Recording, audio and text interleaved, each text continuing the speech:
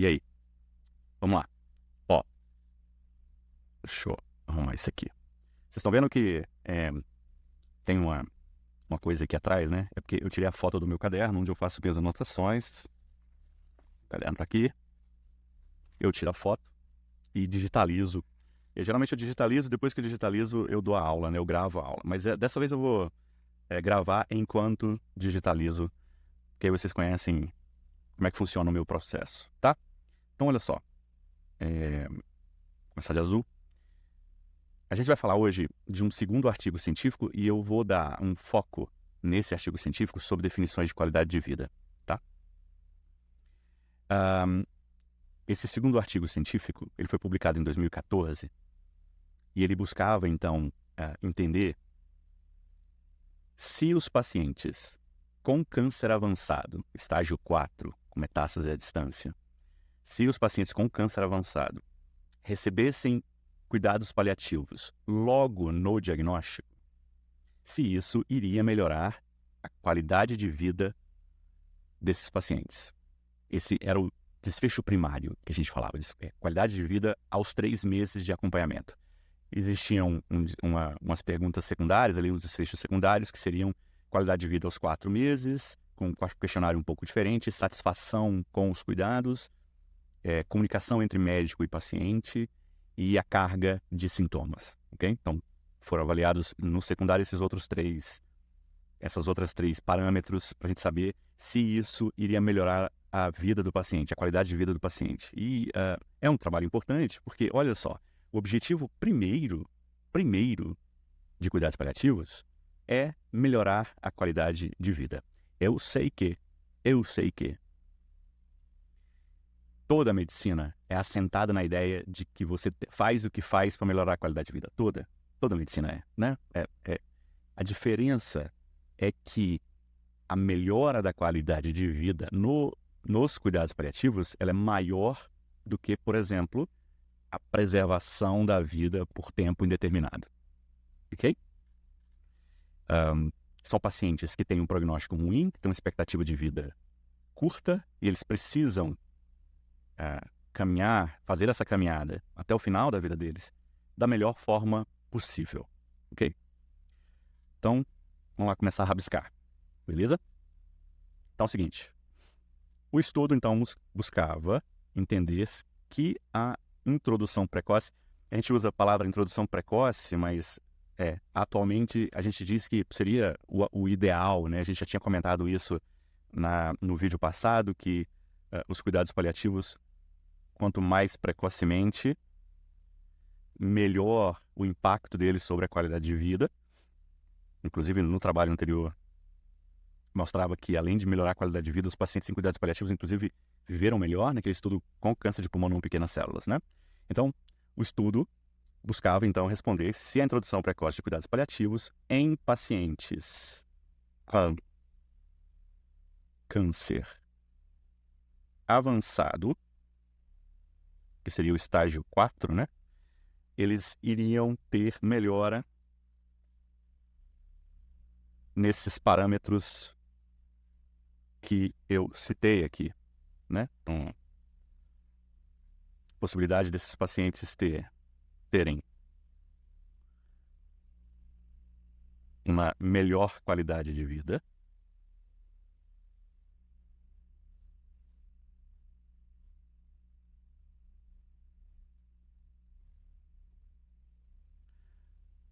outra,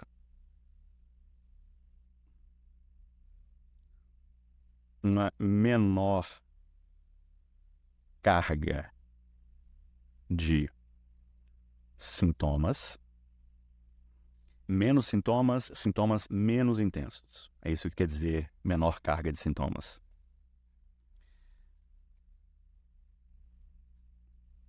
Pacientes mais satisfeitos com cuidado e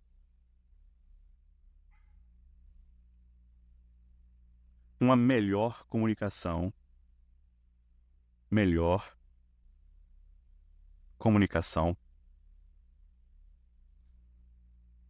entre paciente e equipe, ok? Então, O trabalho, ele foi publicado. O autor principal do trabalho, esse cara aqui, chama David Hui.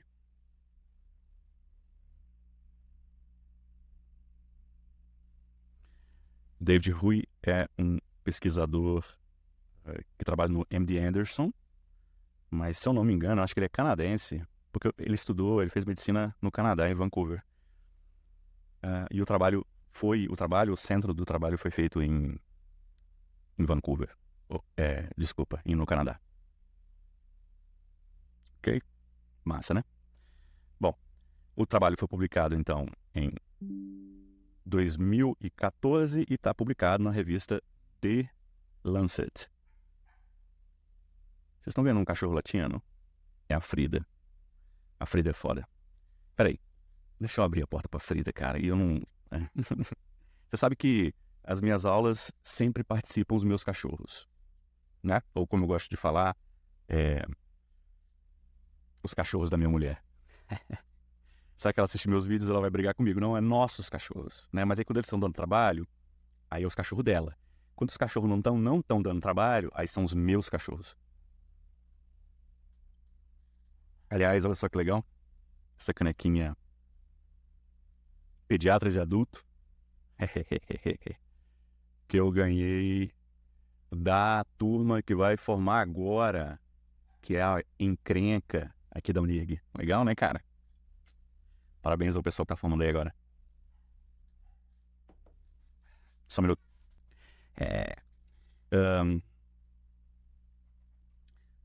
Voltando, então. Ok? Então todo mundo entendeu isso aqui, né? Ok. Então como é que foi feito o estudo, tá? O estudo do David Hui é um estudo que a gente chama de cluster randomizado, porque em vez de eu randomizar os pacientes individualmente, eu randomizo grupos de pacientes. Então esse tipo de trabalho diminui um pouco de viés, então é um cluster randomizado e controlado. Esse é o tipo do trabalho. O que o Rui fez? Ele pegou oncologistas. Se eu não me engano, acho que eram 16 oncologistas. Inclusive, quem quiser ler o artigo completo, vocês me pedem, eu posso fornecer para vocês. Então, o grupo foi feito assim. Em vez dos pacientes serem randomizados, os oncologistas e seus pacientes foram randomizados. Então, os oncologistas têm lá suas especialidades especificamente. Então, o que aconteceu é que esses pacientes com câncer avançado, aliás, que é uma característica diferente do estudo feito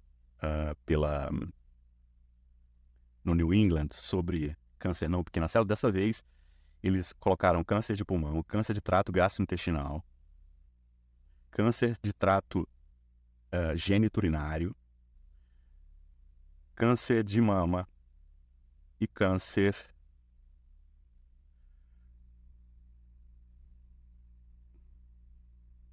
ginecológico.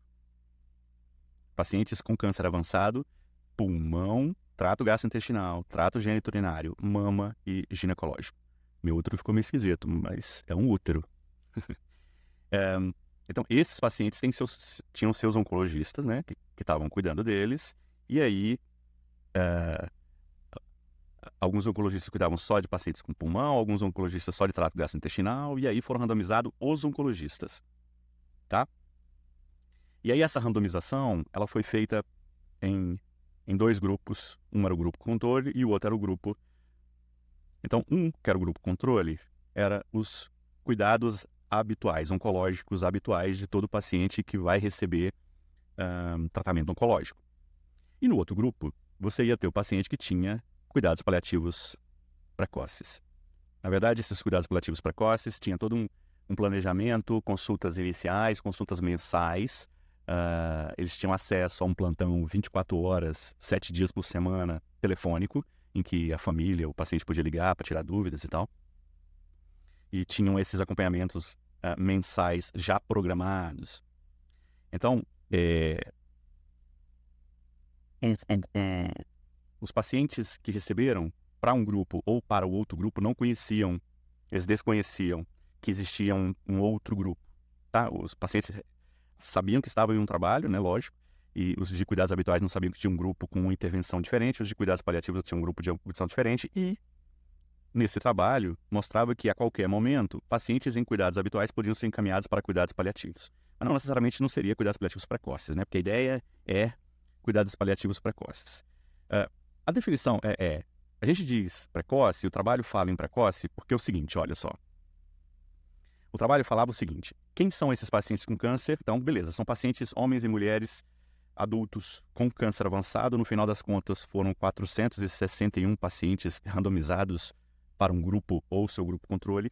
E esses pacientes, eles, para entrarem no cuidado, eles tinham que ter um prognóstico de 6 a 24 meses de expectativa, mais um ECOG de 0 a 2. Esses eram os pacientes. Então, embora os pacientes tinham prognósticos ruins, esses pacientes entravam nesse nível. O ECOG, ele é um score de quão doente, o quanto que a doença impacta na vida do paciente. Paciente com 0, por exemplo, você olha para ele, ele parece que nem está doente, tá? 1 e 2, o 2, por exemplo, ele consegue fazer tudo dentro de casa, mas os sintomas o impedem, por exemplo, de fazer coisas mais extenuantes, trabalhos mais pesados, trabalhar, por exemplo. Então, geralmente, são pacientes com poucos sintomas ou com pouco impacto, melhor do que poucos sintomas, são pacientes com pouco impacto funcional, tá? Que muita gente poderia chegar e falar assim, mas esse cara não precisa de cuidados paliativos, ele não está acamado, ele consegue se virar dentro de casa, né? Então, por isso que a gente chama isso de intervenção precoce, tá? Bom, quem dava esse prognóstico de 6 a 24 meses e avaliava, essa avaliação era feita pelos próprios oncologistas que cuidavam. Então, essa avaliação aqui era feita pelos oncologistas que já estavam cuidando desses pacientes, tá? Aqui eu coloquei o critério de exclusão, vou colocar aqui de outra cor. E aí os critérios que foram excluídos: baixo nível de inglês. E por que foram excluídos pacientes com câncer avançado que não conseguiam se comunicar bem em inglês? Porque a avaliação da qualidade de vida, da menor carga de sintomas, da satisfação com os cuidados e da melhor comunicação eram feitos por questionários. E esses questionários eram os pacientes que respondiam ao questionário. Então, eles precisavam entender o que estavam lendo para poder dar uma resposta segura. Então, os pacientes que não falavam inglês ou que falavam muito mal inglês, tinham um nível baixo de proficiência em inglês, eles eram excluídos do trabalho, tá? Bom, aí... Tá bonitinho, né? Daqui a pouco eu vejo as outras coisas. Então tá. Aí... Qual que era o desfecho primário?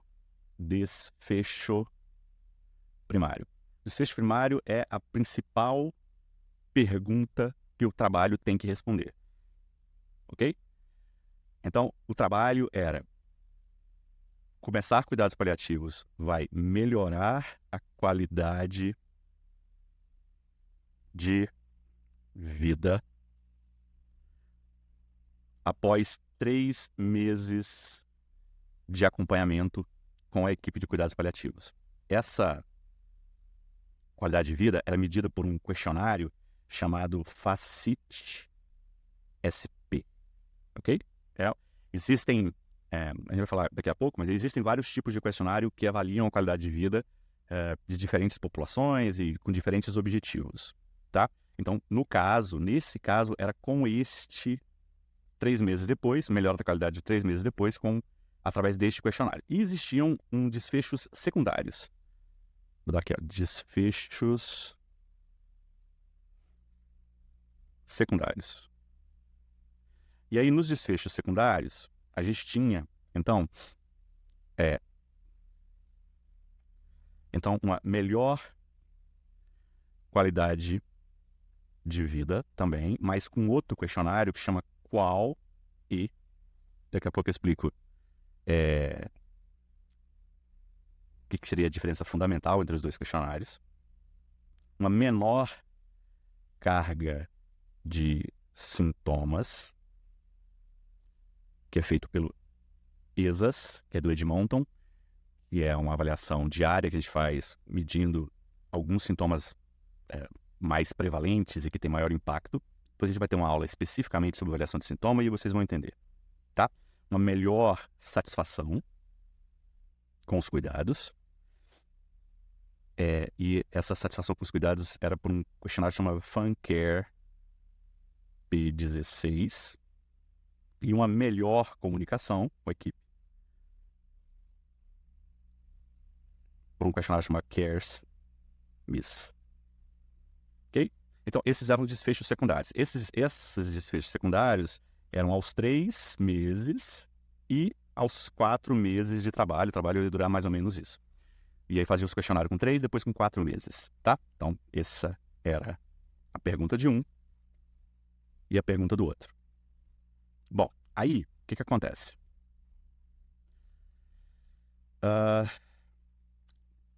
Neste trabalho, eu vou colocar aqui de laranja os resultados, o que aconteceu foi o seguinte.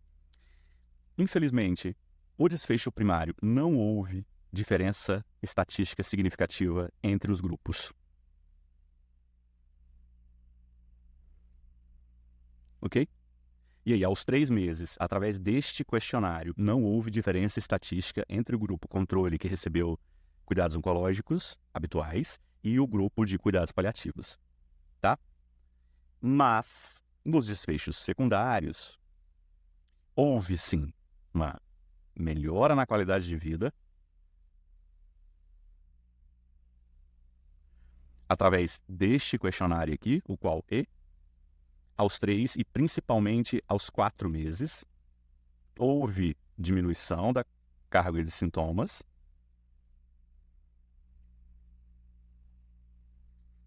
Ficou atrás de mim.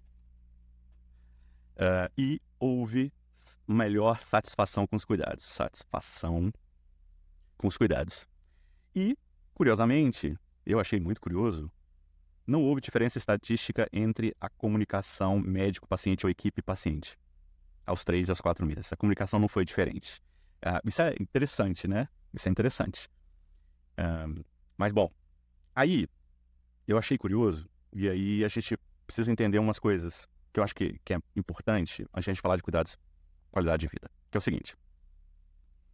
Inclusive, eu vou até voltar lá. Então, de certa forma, os desfechos secundários nos deram boas notícias, melhorou a qualidade de vida, diminuiu a carga de sintoma e os pacientes ficaram mais satisfeitos. Então, houve, de forma muito pragmática, houve melhora 3 meses depois. Ok? Apesar de que o desfecho primário veio sem diferença estatística, tá? Existe uma dificuldade com relação a isso, porque é muito difícil a gente definir o que é qualidade de vida. É muito difícil ver, porque, de certa forma, qualidade de vida é uma questão muito subjetiva e, por ser subjetiva, muito individual. E é comum, muitas vezes, que nós, profissionais de saúde, médicos, a gente imponha uma definição de qualidade de vida sem ouvir o que o paciente acha, né? Porque a gente vê o paciente, a gente especula, não, a vida dele melhorou. Não sei, eu não perguntei para ele que tem que me dizer, sua vida está melhor? Né? Ele que tem que dizer. Mas nesse caso, em pesquisa, a qualidade de vida a gente está falando é uma medida, é um parâmetro de desfecho clínico, tá? É uma medida de desfecho clínico que a gente usa em intervenções terapêuticas. E embora seja um dado subjetivo, a gente precisa de instrumentos para a gente deixar isso o mais objetivo possível através de questionários, tá? E a qualidade de vida é o objetivo primário e primordial dos cuidados paliativos. Não ter melhorado a qualidade de vida do paciente com cuidados paliativos significa que a intervenção falhou, tá? Então, de forma técnica, qualidade de vida seria a definição de uma vida boa ou satisfatória, independente da presença de doença. Essa é a definição mais simples, né? É a definição de uma vida boa ou satisfatória, independente da presença da doença.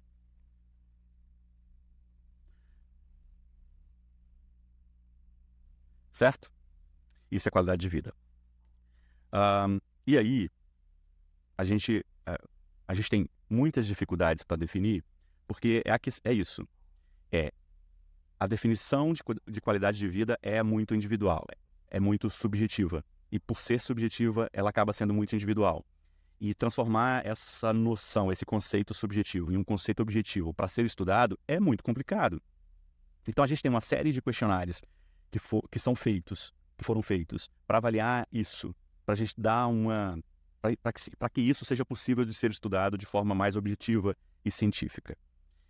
Existe uma observação, então, nesses estudos, que diz que nenhum questionário consegue abarcar todas as necessidades e perspectivas de cada paciente.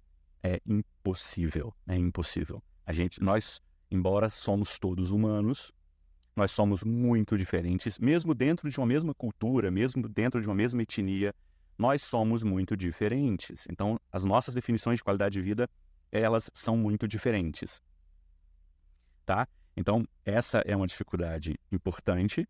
Eu vou deixar aqui por escrito. Nenhum questionário consegue atender a todas as necessidades e perspectivas,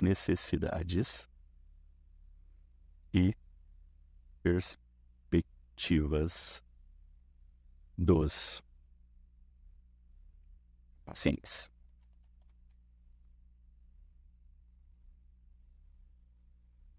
Ok? Isso aqui é importante. Bom, ok? Então, qualidade de vida dentro de um trabalho feito aqui, como foi feito, é um desfecho clínico que dá para a gente poder trabalhar e estudar, mas acaba sendo muito complicado essa transição entre um conceito que é subjetivo por natureza e transformar ele num conceito objetivo, tá?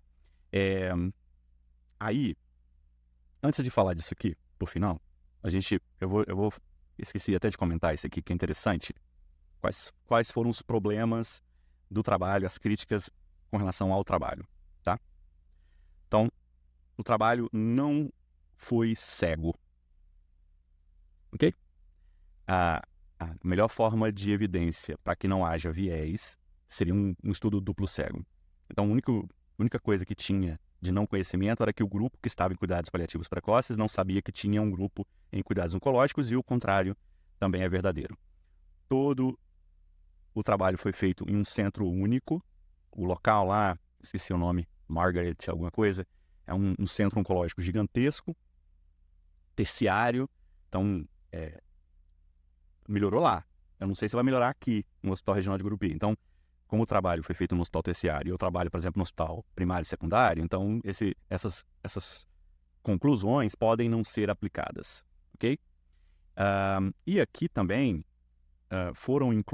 incluiu pacientes sem sintomas.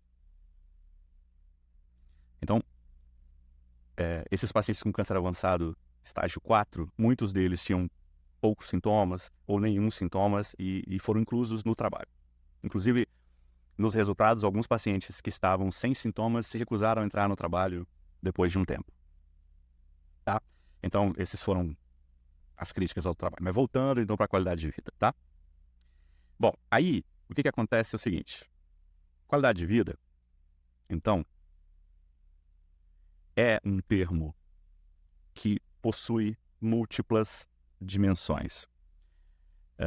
A gente tem as dimensões física, a gente tem as dimensões psicoemocionais, vamos chamar assim, a gente tem a dimensão social e a gente tem a dimensão espiritual. Certo?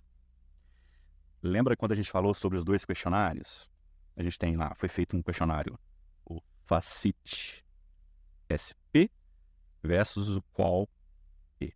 Os 2 são questionários de qualidade de vida, mas eles têm algumas diferenças importantes. O QUAL-E, ele é um questionário próprio para cuidados paliativos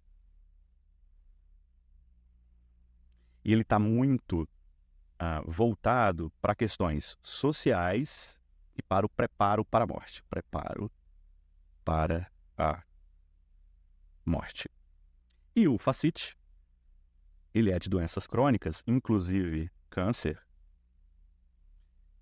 mas o foco do FACIT são em questões espirituais.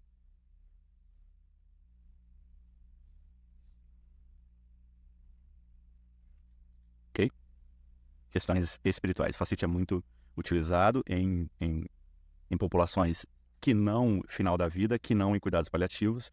Então, o que eu quero dizer é que as ideias dos questionários têm que cobrir essas dimensões todas, mas acaba que alguns questionários dão peso diferente para essas dimensões, tá? E aí, por último, eu queria falar disso aqui, que eu acho que é muito interessante. Esse carinha simpático aqui, vou desenhar ele aqui, de orelha grande.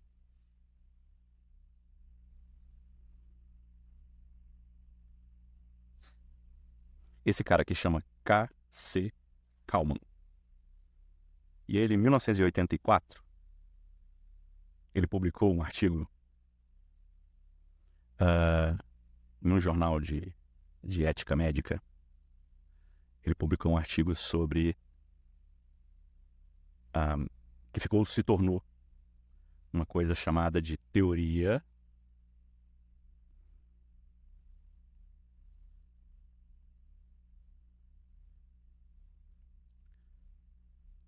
do gap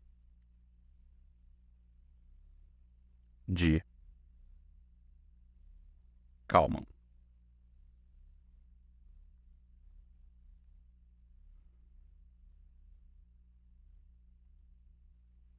Teoria do gap, ou diferença ali, gap é uma diferença entre uma coisa e outra, de Kalman.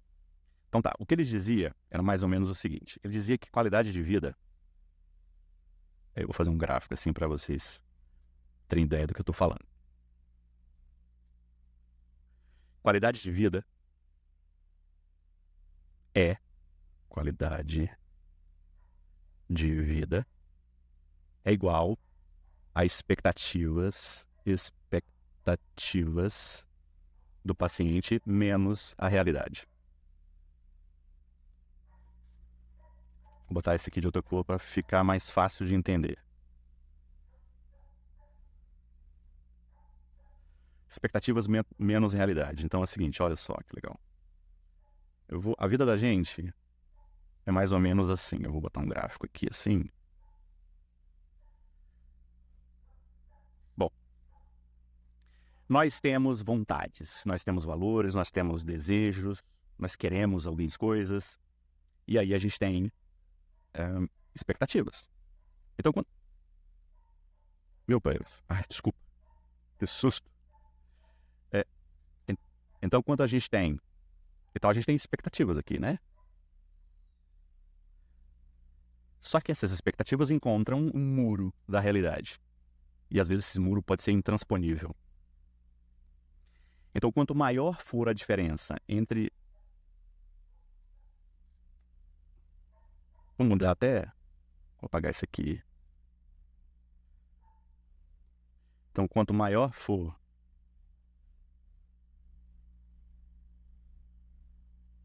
a diferença entre o que eu quero com o que eu Posso. Quanto maior essa diferença, pior a minha qualidade de vida.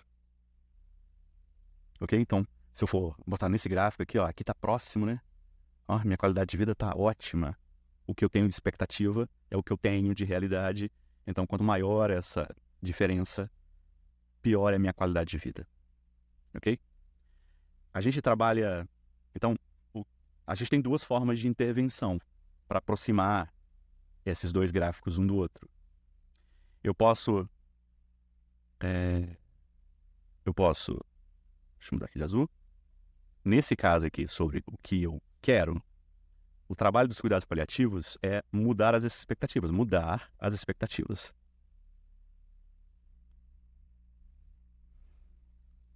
Enquanto a gente tenta, através de intervenção médica, mudar essa realidade. Mudar a realidade. Lógico, a mudança de realidade é muito menos importante do que a mudança de expectativas. E a intervenção em cuidados paliativos está muito relacionada à ideia de aceitação do final da vida, viver o presente, viver o momento, trabalhar as questões espirituais com relação à aceitação desse final de vida. Então, esse aqui seria o nosso foco principal para melhorar a qualidade de vida, tá? Porque muitas vezes a gente não consegue mudar a realidade. Mas a gente consegue. Então, em alguns momentos o paciente quer fazer alguma coisa, mas ele não está com dor controlada. E a gente controla a dor, ou seja, eu mudo a realidade dele e agora ele consegue fazer. Então, o que ele quer? E a realidade se aproximou.